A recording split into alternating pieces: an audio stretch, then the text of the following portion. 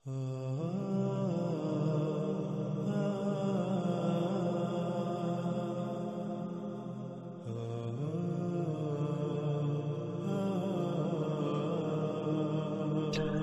جیسے ہم پروگرام میں آگے بڑھیں گے ناظرین، ہر بات جو ہے وہ کھل کر واضح ہوتی چلی جائے گی۔ یہاں تک جو بات ہمارے سامنے آئی وہ یہ کہ رسول اللہ صلی اللہ علیہ وسلم نے کس طرح کھول کر واضح کر دیا کہ دجال کیا ہوگا۔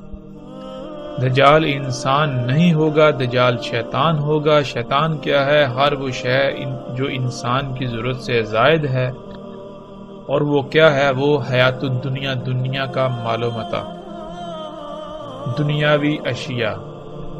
اور قرآن میں بھی اللہ سبحانہ وتعالی نے بالکل واضح کر دیا کہ شیطان کیا ہے۔ شیطان ہر وہ شے جو کھلم کھلا ارد گرد تمہارے موجود ہے،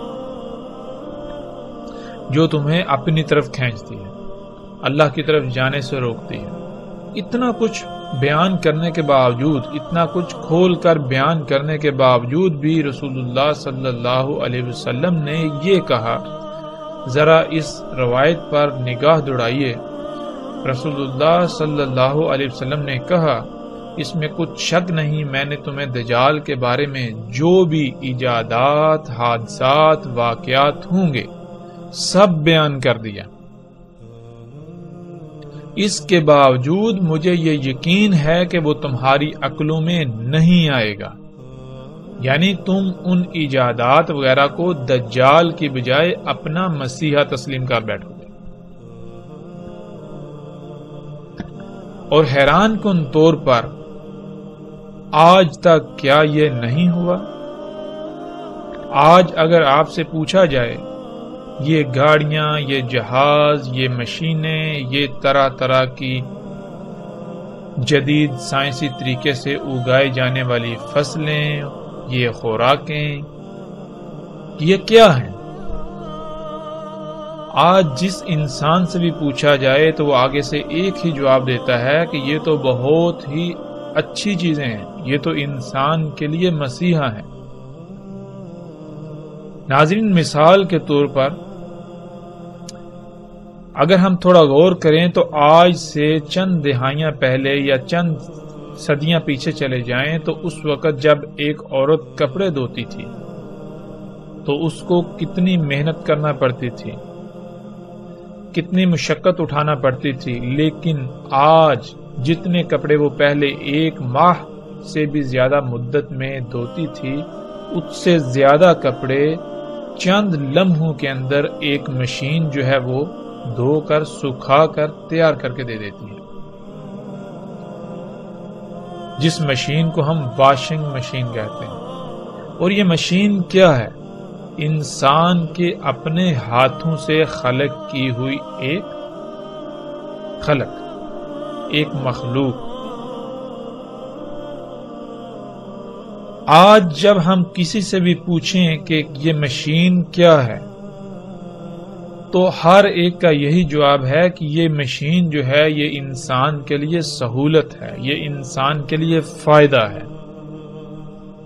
یعنی یہ مشین کیا ہے؟ یہ مشین انسان کے لیے مسیحا ہے۔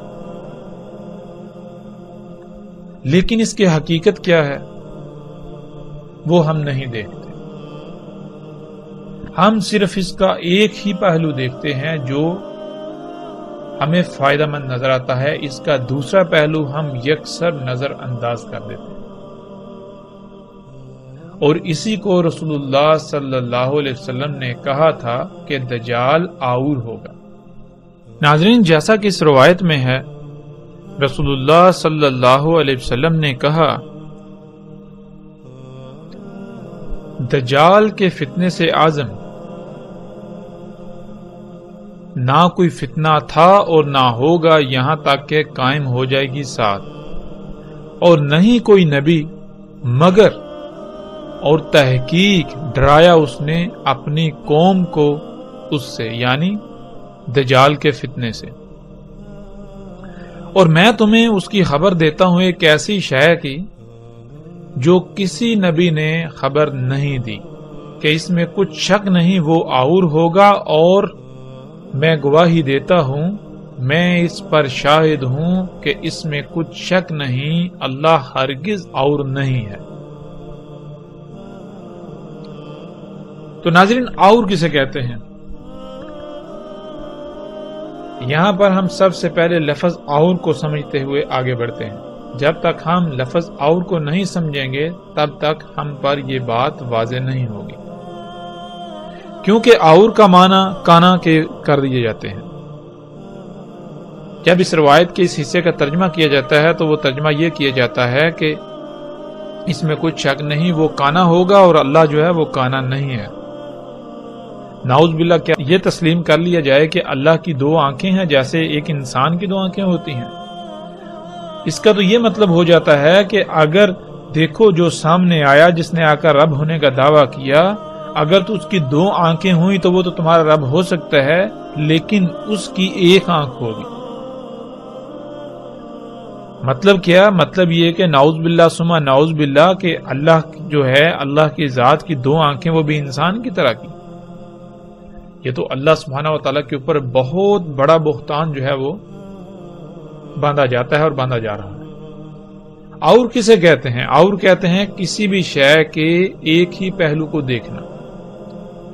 مثال کے طور پر آپ کوئی کام کرتے ہیں تو اس کام کو جب آپ کریں تو اس کا صرف ایک ہی رخ دیکھ پائیں، ایک ہی رخ سے دیکھ کر اس کو کریں، دوسرا رخ جو ہے وہ نامکمل رہے۔ کوئی بھی کام کرنا، کوئی بھی شے بنانا تو وہ عیب دار، عیب زدہ، نقائص والی بنانا، جس میں خامیاں ہوں، خرابی ہوں، جس کا آپ ایک رخ تو دیکھ پائیں لیکن دوسرا رخ جو ہے وہ آپ نامکمل چھوڑ دیں، اسے نہ دیکھ پائیں۔ یہ کہتے ہیں اور ہونا۔ اور کہتے ہیں کوئی بھی ایسی شے جو خامیوں والی ہے، جو نامکمل ہے، جو ایک طرف سے تو مکمل نظر آ رہی ہے، اس کا ایک پہلو تو مکمل نظر آ رہا ہے لیکن دوسرا پہلو جو ہے وہ اس کا نامکمل ہے، خامیوں والا، خرابیوں والا، نقائص سے بھرپور۔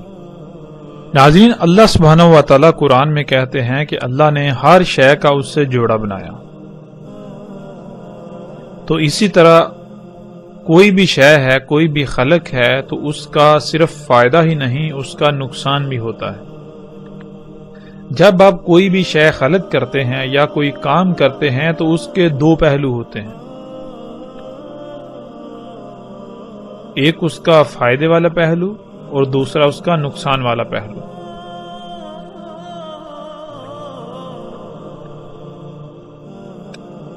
تو جو بھی کام دونوں پہلوں سے مکمل کیا جائے، دونوں پہلوں کو دیکھ کر کیا جائے، وہ ہوتا ہے اور نہ ہونا۔ لیکن کوئی بھی کام صرف ایک ہی پہلو سے دیکھ کر کیا جائے، ایک ہی پہلو کو دیکھ کر کر پانا، دوسرے سے نامکمل چھوڑ دینا، دوسرے سے نہ کر پانا، یہ اور کہلاتا ہے۔ مثلا ناظرین، اس کی مثال یوں لے لیں، ایک طرف اللہ جو ہے وہ رب ہیں اور دوسری طرف دجال جو ہے وہ رب ہونے کا دعویٰ کرے گا۔ ہم نے پیچھے جان لیا کہ دجال کیا ہے۔ دجال ہے تو دنیا میں طرح طرح کی مخلوقات جن کا خالق انسان ہے۔ تو ناظرین، اللہ تعالیٰ نے رب ہونے کے ناطے ایک طرف انسان کی ضرورت، اس کے سفر کا ذریعہ، اس کی سفر کی حاجت کو پورا کرنے کے لیے اس کے سفر کے ذرائع دیے، جن میں گدھے، گھوڑے، اونٹ، خچر وغیرہ ہیں۔ اللہ سبحانہ و تعالیٰ نے انسان کی سواری کے ذرائع خلق کیے، اس میں کچھ شک نہیں کہ ان کی رفتار انسان کے خلق کیے ہوئے سواری کے ذرائع سے کئی گنا کم ہے، لیکن اللہ نے جو سواری کے ذرائع خلق کیے، اگر وہ ارب ہا ارب، خرب ہا خرب سال بھی استعمال ہوتے رہیں گے تو دنیا میں کوئی خرابی نہیں ہوگی۔ اللہ سبحانہ و تعالیٰ نے ان کو خلق کیا تو جو وہ خارج کرتے ہیں، جو کچھ کھاتے ہیں اور پھر وہ خارج کرتے ہیں، جو فضلہ خارج کرتے ہیں وہ دوسری مخلوقات کی خوراک ہے۔ یوں فضلہ جو ہے وہ اس دنیا میں جمع نہیں ہوتا، بڑھتا نہیں، وہ دوسری مخلوقات کے استعمال میں آ جاتا ہے۔ یوں کائنات میں یہ جو نظام ہے یہ اسی طرح بیلنس رہتا ہے، یہ میزان جو ہے، توازن جو ہے یہ قائم رہتا ہے، برقرار رہتا ہے۔ لیکن اس کے برعکس انسان کے خلق کردہ سواری کے ذرائع، اللہ تعالیٰ نے جو انسان کی ضرورت پوری کرنے کے لیے، انسان کی سواری کی ضرورت پوری کرنے کے لیے جو ذرائع خلق کیے، وہ دونوں لحاظ سے مکمل خلق کیے، ان میں کوئی خامی نہیں، کوئی خرابی نہیں، کوئی نقصان نہیں، فائدہ ہی فائدہ ہے۔ نقصان والا پہلو جو ہے اس کے اندر خامیاں وغیرہ ختم کر دی، دور رکھیں، خامیوں سے پاک خلق کیا۔ لیکن انسان کے خلق کردہ جو سفر کے ذرائع ہیں، یہ جو مشینیں ہیں جنہیں ہم گاڑیاں، جہاز، ٹرینیں وغیرہ کہتے ہیں، ناظرین یہ جب انسان ان سواری کے ذرائع کو استعمال کر رہا ہے تو یہ کاربن جو ہے وہ ریلیز کرتے ہیں، کاربن چھوڑتے ہیں، دھواں چھوڑتے ہیں۔ اب یہ دھواں کہاں جا رہا ہے؟ انسان نے جب خلق کیا ان ذرائع کو تو صرف ایک ہی پہلو دیکھا، وہ ایک ہی پہلو کون سا ہے؟ وہ فائدہ ہی فائدہ دیکھا کہ اتنی تیز رفتاری سے سفر ہوگا، یہ ہوگا، وہ ہوگا، اتنی آسائشیں، سہولتیں، آسانیاں، آرام ہوگا، سکون ہوگا، سفر سالوں کا دنوں میں، گھنٹوں میں طے ہو جائے گا۔ لیکن جو دوسرا پہلو ہے ناظرین، اس سے بالکل اندھا رہا، وہ اسے نظر ہی نہیں آیا۔ وہ کیا کہ یہ گاڑیاں، یہ جہاز، یہ مشینیں آج جو دھواں چھوڑ رہی ہیں، اور جن فیکٹریوں میں، جن کارخانوں میں یہ مشینیں، یہ گاڑیاں بنتی ہیں، وہاں سے جو دھواں خارج ہو رہا ہے، آج پوری دنیا اس دھویں سے بھر گئی۔ اس دھویں کی وجہ سے آج ہر سال کم از کم 33 لاکھ انسان جو ہیں وہ موت کا شکار ہو رہے ہیں۔ دنیا کی 99% آبادی کسی نہ کسی بیماری کا شکار ہے اس دھویں کی وجہ سے۔ آج دنیا میں لا تعداد بیماریاں ایسی ہیں جو اسی دھویں کی وجہ سے پیدا ہوئی۔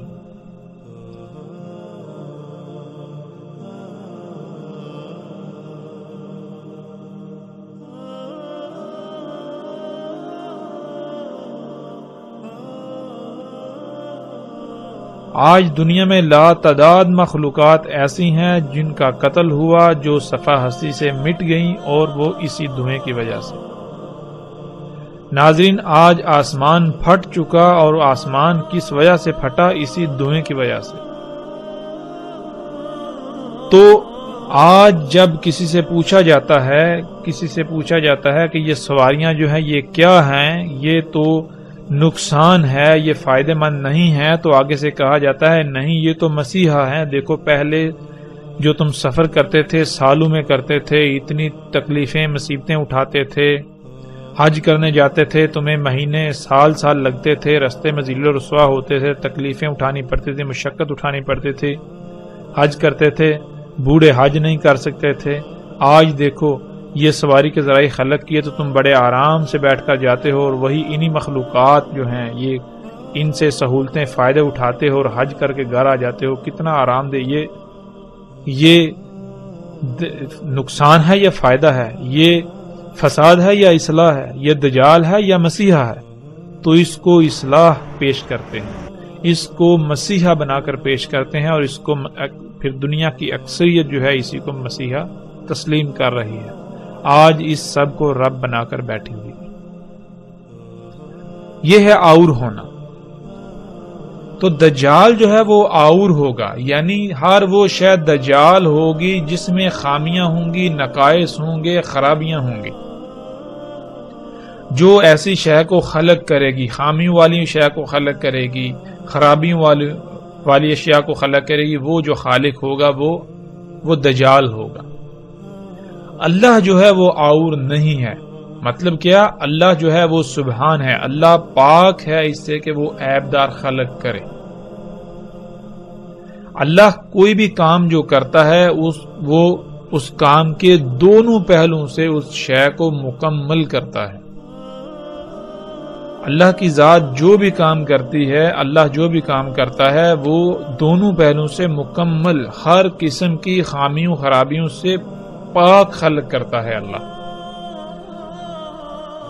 تو ناظرین یہی وہ واحد ایک علامت تھی، یہی وہ واحد ایک خبر تھی جو دجال کی پہچان کے لیے رسول اللہ صلی اللہ علیہ وسلم نے منفرد بیان کی کہ جان لو دجال جو ہے وہ آور ہوگا، اللہ جو ہے وہ ہرگز آور نہیں ہے۔ مطلب کیا؟ ہر وہ شے جس میں خامیاں ہوں، جس میں خرابیاں ہوں اور انسان اس کے باوجود اس کو اپنے لیے مسیحا سمجھتا ہے، اپنے لیے فائدہ مند سمجھتا ہے، وہ کیا ہے؟ وہ دجال، انسان اس کے دھوکے کا، دجل کا شکار ہو گیا۔ اور جو بھی ایسا خلق کرتا ہے، جس سے بھی ایسا کام ہوتا ہے، جو بھی ایسا کر رہا ہے، وہ دجال ہے۔ اللہ جو بھی کام کرتا ہے وہ ہر لحاظ سے پاک مکمل کرتا ہے، وہ کسی قسم کی خامی رائی برابر بھی کوئی عیب، کوئی فطور کسی شے میں نہیں چھوڑتا۔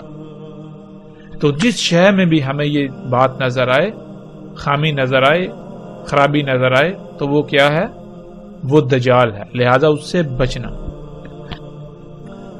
پھر اس کے علاوہ اس روایت میں رسول اللہ صلی اللہ علیہ وسلم نے جو کہا وہ یہ، رسول اللہ صلی اللہ علیہ وسلم نے کہا کہ نہیں تھا، یعنی کہ ماضی میں بھی ایسے، یہ جو دجال کا فتنہ ہے یہ ماضی میں بھی گزر چکا۔ اور پھر اس فتنہ کو کیا کہا؟ رسول اللہ صلی اللہ علیہ وسلم نے کہا یہ فتنہ کیا ہے؟ عزم، اس سے اعظم کوئی فتنہ نہیں ہوگا۔ اعظم کسے کہتے ہیں؟ اعظم اس کا مادہ ہے عظامہ، عین زوئیں میم۔ عربی میں عظامہ ہڈی کو کہتے ہیں، ہڈی میں مضبوطی پائی جاتی ہے، سختی پائی جاتی ہے، قوت پائی جاتی ہے، اور ہڈی جو ہے وہ جسم کے اندر پائی جاتی ہے، گوشت کے اندر۔ ہڈی جو ہے اگر اس کو ٹیڑھا کریں تو وہ ٹیڑھی نہیں ہوتی، وہ مڑتی نہیں۔ اگر آپ ٹیڑھا کرنے کی کوشش کریں گے تو وہ ٹوٹ جائے گی۔ پھر اسی طرح ہڈی جو ہے وہ گوشت کے اندر پائی جاتی ہے، جسم کے اندر پائی جاتی ہے۔ اگر جسم کے اندر سے تمام کی تمام ہڈی نکال لی جائے تو پیچھے جسم کی کیا اہمیت رہے گی، کیا حیثیت رہے گی؟ اس شے کو عظم کہتے ہیں۔ رسول اللہ صلی اللہ علیہ وسلم نے کہا کہ جتنے بھی فتنے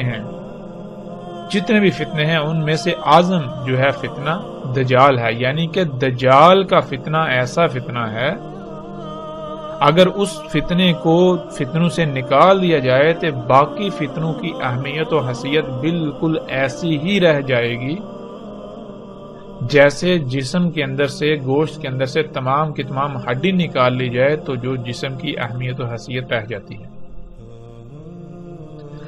اس سے جو بات سامنے آئی وہ یہ سامنے آئی کہ دجال بنیادی طور پر دنیا ہی کے فتنوں کا نام ہے، لیکن دنیا کے فتنوں کی ان پیک کا نام ہے، یعنی کہ جو سب سے اوپر والے، جو سب سے بڑے فتنے ہیں دنیا کے۔ آدم علیہ السلام کی تخلیق سے لے کر قیامت تک آنے والے جتنے بھی فتنے ہیں ان میں سے جو سب سے بڑا فتنہ ہوگا، جو سب سے بڑا فتنہ تھا، وہ کون سا فتنہ ہے؟ وہ فتنہ دجال کا، وہ فتنہ دجال ہے۔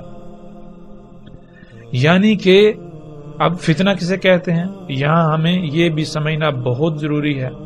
جب تک ہم لفظ فتنہ کو نہیں سمجھیں گے تب تک ہمیں جو ہے مزید بات واضح نہیں ہوگی۔ ناظرین، فتنے کو ہم ایک مثال سے سمجھ لیتے ہیں۔ مثال کے طور پر ایک شے ہے، مثلا آپ ایک شیمپو بناتے ہیں، مارکیٹ میں اس سے پہلے بال دھونے کے لیے کوئی ایسا شیمپو وغیرہ موجود نہیں، آپ نے سب سے پہلے ایک شیمپو بنایا، وہ بازار میں آیا تو آتے ہی وہ لوگوں میں مقبول ہو گیا۔ جب کوئی بھی وہ شیمپو خریدتا ہے، اس سے بال دھوتا ہے تو اس کے بال انتہائی اچھے زبردست ہو جاتے ہیں اور وہ بہت مشہور ہو جاتا ہے۔ اب کیا ہوتا ہے، کچھ لوگ ایسے ہیں کہ جن کے دل میں لالچ پیدا ہوتا ہے، جن کے دل میں مرض ہے، وہ کیا کرتے ہیں، وہ ایسا کرتے ہیں کہ وہ آپ نے جو شیمپو بنایا بالکل اسی طرح کا ایک نقل بناتے ہیں، ایک یا ایک سے زائد نقلیں بناتے ہیں اور وہ بازار میں لے آتے ہیں۔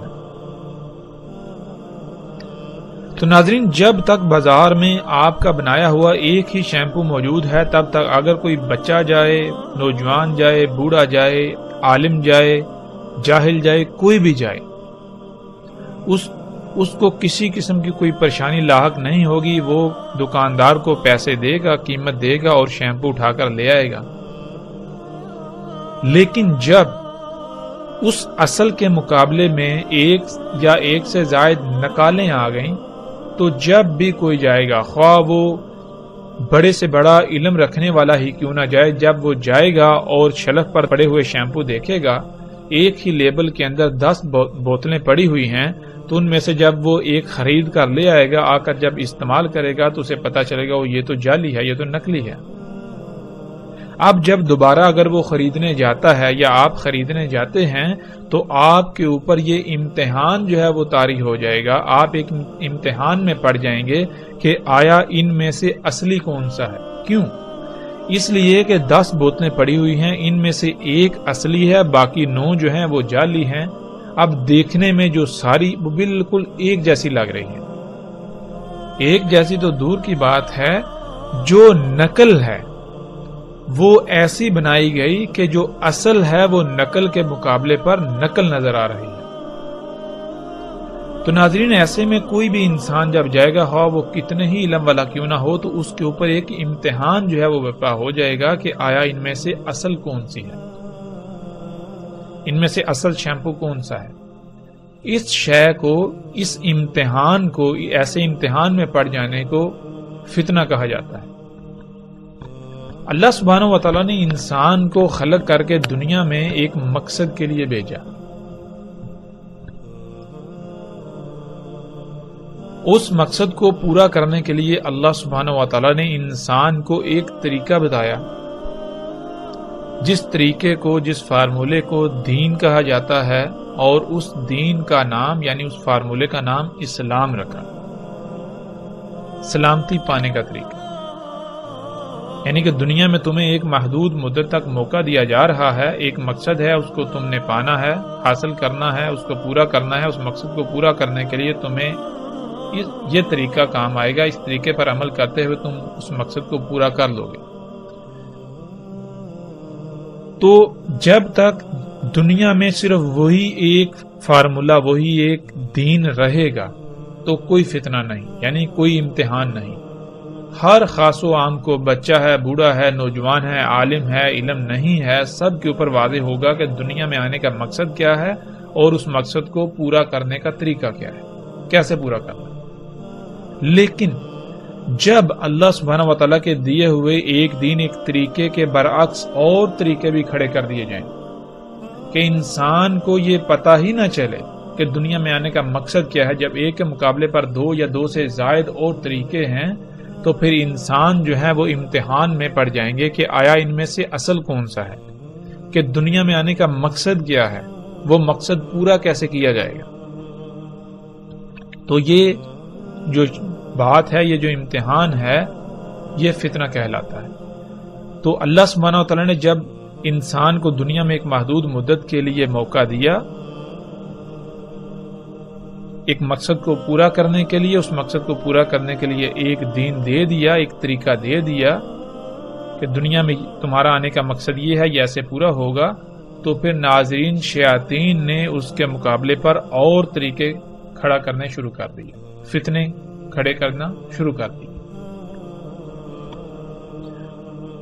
تو ایسے چلتا گیا، چلتا ایک وقت ایسا آیا، پیچھے جتنے بھی فتنے ہیں ان میں انسان سمجھ سکتے ہیں کہ یہ جو ہے یہ اصل ہے، یہ نقل ہے، پھر بھی بہت حد تک آسانی ہوتی ہے۔ لیکن جو ان میں سب سے بڑا فتنہ ہے، جو دجال کا فتنہ ہے، جب وہ آ جائے تو پھر انسانوں کی اکثریت جو ہے وہ اس کو پہچان نہیں پاتی۔ اس وجہ سے اسے اعظم کہا گیا کہ اگر فتنوں میں سے اس فتنے کو نکال دیا جائے تو پیچھے فتنوں کی باقی جتنے بھی فتنے ہیں ان کی اہمیت و حیثیت بالکل ایسی رہ جائے گی جیسے کہ جسم سے ہڈی نکال دی جائے تو پیچھے جو جسم کی اہمیت و حیثیت رہ جائے۔ تو آج ناظرین ہم دیکھیں کہ اگر آپ کسی سے پوچھیں یا اپنے آپ سے سوال کریں کہ دنیا میں آنے کا مقصد کیا ہے، تو آپ کے نزدیک اس کا جواب کیا ہوگا؟ اس مقصد کو پورا کرنے کا طریقہ کیا ہے؟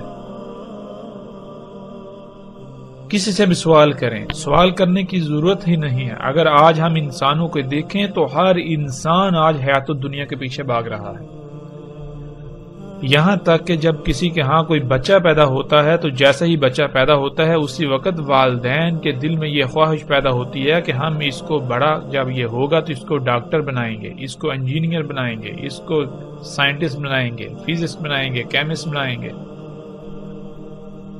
یہ فلاں بزنس کرے گا، یہ ایجادات کرے گا، یہ کوئی شہد دریافت کرے گا۔ تو ناظرین یہی تو وہ فتنہ ہے، یہی تو فتنہ دجال ہے۔ آج ہر انسان کی دنیا میں زندگی کا مقصد ہی یہ بن چکا ہے، یہ ایجادات کرنا، ان ایجادات کا حصول اور دنیا میں آنے کا مقصد کیا ہے وہ کسی کو علم نہیں، سب بھول چکے ہوئے ہیں۔ آج کا انسان کہتے ہیں جس کو اس کی حقیقت، اس کا ماضی بلا دیا گیا۔ تو آج کا انسان بھی اعظم انسان ہے، یعنی کہ ایسا بھولا ہوا ہے، ایسا بھولا ہوا کہ اگر اس بھولے ہوئے کو نکال دیا جائے تو پیچھے بھولے ہوئے کی کوئی اہمیت و حیثیت رہے گی نہیں، اتنا بڑا بھولا ہوا۔ تو انشاءاللہ اللہ کے فضل سے ناظرین جیسے جیسے ہم آگے بڑھیں گے رسول اللہ صلی اللہ علیہ وسلم کے الفاظ کی روشنی میں اور قرآن کی روشنی میں دجال کیا ہے ہم ہر پہلو سے، ہر لحاظ سے ہر بات کو کھولتے چلے جائیں گے، واضح کرتے چلے جائیں گے۔